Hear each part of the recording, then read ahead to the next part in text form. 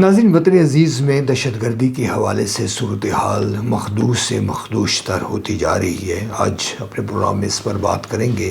ان عوامل کا بھی ذکر کیا جائے گا جو اس کے پیچھے محرکات کا کام کر رہے ہیں۔ کون سے ایسے شعبے ہیں جس میں اگر بہتری لائی جائے تو پاکستان میں ہم دہشت گردی کے افریت پر قابو پا سکتے ہیں، اس پر بات کی جائے گی۔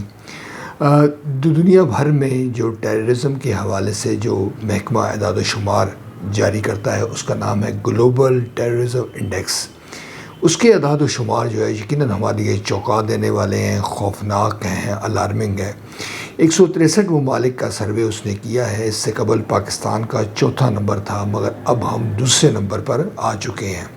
پاکستان میں جو دہشت گردی کے بڑے جو گروپس ہیں جو پاکستان کی ریاست، حکومت یا زیادہ بہتر کہیں تو عوام کے خلاف نبرد آزما ہیں، ان میں ٹی ٹی پی ہے اور بی ایل اے ہے۔ ٹی ٹی پی نے 2023 میں جو ہلاکتیں کی تھیں وہ اب دگنی ہو چکی ہیں، یعنی کہ 2024 میں ٹی ٹی پی کی جانب سے جو حملے کیے گئے، جو ریاستی ادارے ہیں، جو دیگر لوگ ہیں، شہری ہیں، ان میں 52% اضافہ ہوا ہے۔ 2024 میں یہ جو ہلاکت خیز سب سے بڑا جو حملہ کیا گیا وہ ٹی ٹی پی اور اگر بی ایل اے کے درمیان تقابل کیا جائے تو اس میں بی ایل اے نے کیا تھا، جو کہ جو یاد ہوگا آپ کو کہ کوئٹہ ریلوے اسٹیشن پہ ہوا۔ ٹی ٹی پی بھی کارروائیاں کر رہی ہے، مگر اس کے ساتھ ساتھ جو پیرل ہے وہ آپ کو بلوچستان لبریشن فرنٹ جو ہے وہ بھی آگے بڑھتا ہوا نظر آ رہا ہے۔ اس کا تقابل بھی یقیناً الارمنگ ہے کہ 2023 میں بی ایل اے نے 116 چھوٹی کارروائیاں کی اور اس میں چھوٹی موٹی کارروائیاں کی، دہشت گردی کی، جس میں 88 لوگ جو ہے وہ مارے گئے۔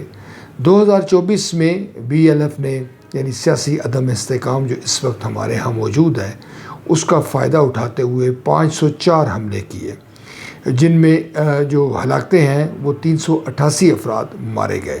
یہ تعداد جو ہے وہ 4 گنا زیادہ نظر آتی ہے 2023 کے مقابلے میں۔ طالبان کا قیام حکومت کا جو ہی عمل میں آیا، یہ آپ کو یاد ہوگا کہ ہمارے جو ارباب اختیار ہیں وہ پھولے نہیں سما رہے تھے کہ افغانستان میں طالبان آ گئے ہیں اور اب یہ بارڈر بھی مستحکم ہو گیا ہے، اور پاکستان کی جو مزید پالیسیاں ہیں جن میں کشمیر آپ جانتے ہیں جاری جو تحریک ہے اس کے حوالے سے بھی طالبان سپورٹ کریں گے۔ یہ قومی میڈیا میں خبریں ایسی آتی رہی ہیں، مگر جو اعداد و شمار ہیں اس وقت وہ بتا رہے ہیں کہ طالبان کے قیام کے بعد جو ہی طالبان کی حکومت کابل میں قائم ہوئی ہے تو اس کے بعد پاکستان میں دہشت گردی کی وارداتیں تیز ہو گئی ہیں۔ یقینی طور پر اس کی یہ وجہ ہے کہ جو کالعدم تحریک طالبان پاکستان ہے اور جو افغان طالبان ہیں وہ ہم خیال ہیں، ہم نظریہ ہیں، ہم مسلک ہیں، اور جو علاقائی اور عالمی تعلقات کے حوالے سے ان کے نقطہ نظر میں کوئی بڑا اختلاف پایا نہیں جاتا۔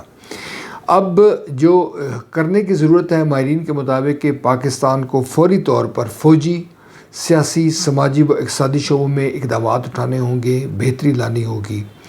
دہشت گردی کے خلاف جو جنگ ہے اس میں جو نیریٹو ہے وہ عوام کو اس کا ہم نوا بنانا ہوگا، عوام کو ہم خیال بنانا ہوگا۔ افسوس کے ساتھ کہنا پڑتا ہے کہ عراق اور شام کے ساتھ پاکستان کا تقابل کیا جا رہا ہے، اور عراق اور شام نے بدترین حالات کے باوجود جو ٹرانزیشن فیز ہے اس میں بہتری کرتے ہوئے 75% انہوں نے اپنی کارکردگی کو بہتر بنایا ہے۔ مگر جو پاکستان کی جو نمبرز ہیں، جیسے پہلے میں نے ذکر کیا کہ پہلے ہم 4 نمبر پہ متاثر کن ممالک میں شامل تھے دہشت گردی کے حوالے سے، اب ہم 2 میں آ گئے ہیں۔ جو ماہرین ہیں وہ یہ کہتے ہیں کہ جو بڑا خطرہ ہے دہشت گردی کے حوالے سے پاکستان کو، وہ 2 جو بلوچستان اور خیبر پختونخوا میں جاری جو ملیٹنسی ہے، جو دہشت گرد کارروائیاں ہیں، وہ اس وقت ایک بڑا چیلنج ہے ریاست کو اور حکومت کو۔ اس کی جو وجوہات بیان کی جاتی ہیں کچھ یوں بھی ہیں کہ ہم کنفیوزڈ ہیں۔ ہمارے ہاں گڈ اور بیڈ کی جو طالبان کی اصطلاح ہے وہ طویل عرصے استعمال کی جاتی رہی، اور پاکستان کے لوگوں کو بتایا جاتا رہا کہ جو گڈ طالبان ہیں وہ اچھے ہیں اور جو بیڈ طالبان ہیں وہ برے ہیں۔